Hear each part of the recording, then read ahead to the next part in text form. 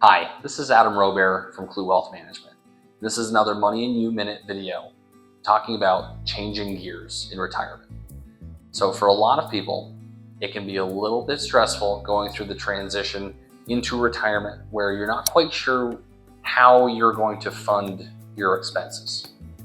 Anybody that has a pension, it's a little bit easier because you're used to that normal paycheck and you can continue getting a normal monthly paycheck that's guaranteed. So for those people, we'd say you have an automatic transmission like a car. For people that have a 401k or a 403b, we'd say you have a manual transmission, and it's a little bit tricky for anyone that's not used to it.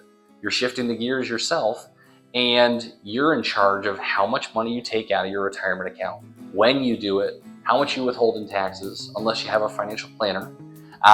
But the really important thing to figure out is how much you need to cover in expenses.